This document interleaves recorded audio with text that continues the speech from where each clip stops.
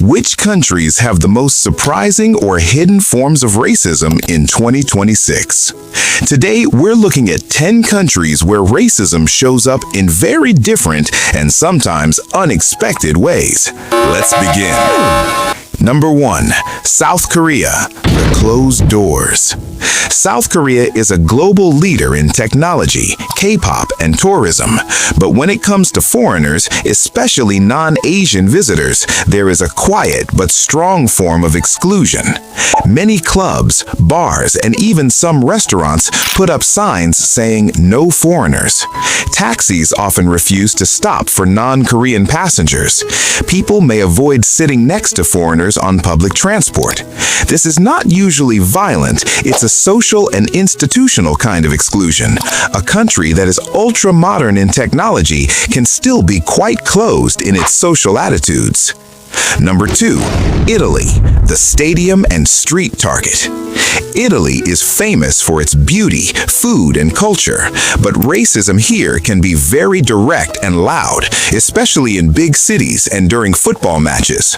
Foreign and dark-skinned tourists often report being ignored in restaurants, given the worst tables, or receiving rude comments on the street. Verbal aggression and discriminatory service are common complaints. Number 3. Russia, the aggressive stare. In major cities like Moscow, racism is often shown through intimidation. Non-white tourists frequently experience the dead stare, people staring at them intensely for long periods. Outside big cities, it can become more aggressive.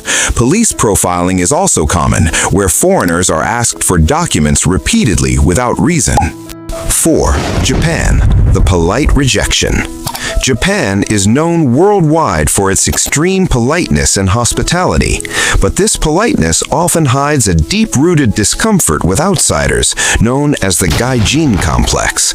Foreigners frequently experience subtle exclusion. Restaurants may say Japanese menu only. People may leave seats empty next to foreigners on trains. It's rarely aggressive. It's a quiet, polite form of social distancing.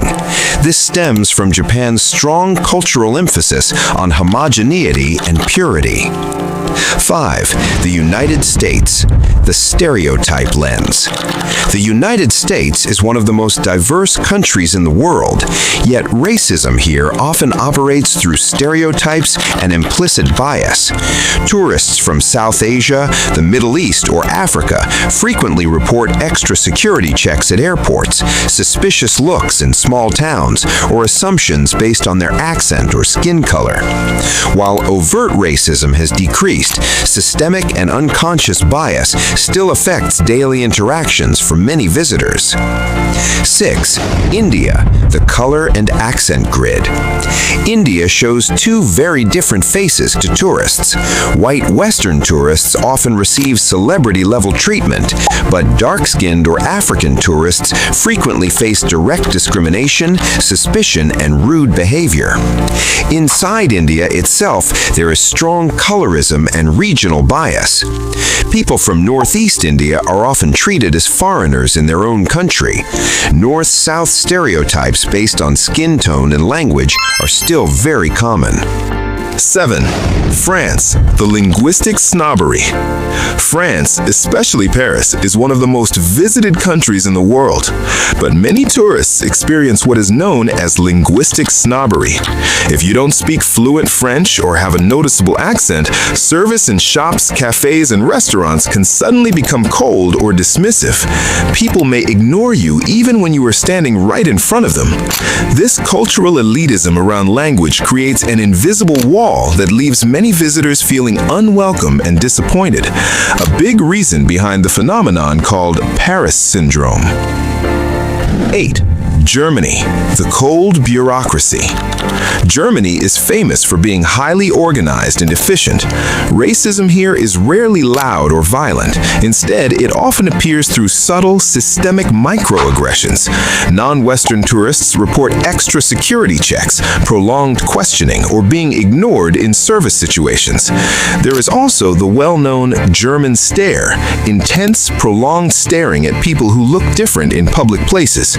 It's a cold, bureaucratic form of exclusion that can make visitors feel uneasy without any open hostility. 9. Egypt, the aggressive hustle. Egypt is home to some of the world's greatest ancient wonders. However, it is also known for very aggressive tourism experiences. Many Western and Asian tourists are treated as walking ATMs by street vendors and scammers. The constant pressure, haggling, and harassment can make visiting exhausting. At the same time, dark-skinned or African tourists often face profiling, suspicion, and rude treatment by hotels and authorities. This mix of economic exploitation and racial bias creates a difficult environment for many visitors. 10. Australia, the casual racism. Australia has a very friendly, laid-back image, beaches, barbecues, and no-worries attitude. But it also has a notable problem with casual racism. This is racism disguised as jokes or banter. Asian, Indian, and other non-white tourists often report hearing offensive comments, slurs, or "go back to your country" remarks in public places, especially in smaller towns and on public transport. When called out, the common response is, "It's just a joke, mate." This casual form of racism makes many visitors feel unwelcome, even in one of the most multicultural countries in the world. If this video made you see the world a little differently, hit like. Subscribe for more honest global topic explainers.